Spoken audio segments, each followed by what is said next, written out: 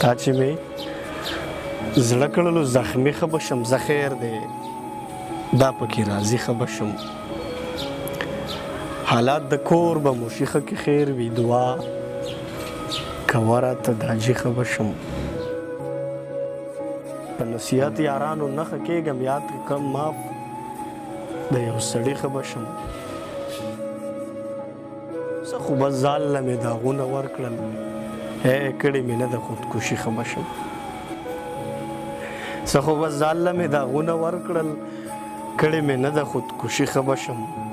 په دې سپېره خزان وهلي وطن اخیر به راشي په سرلي ښه به شم.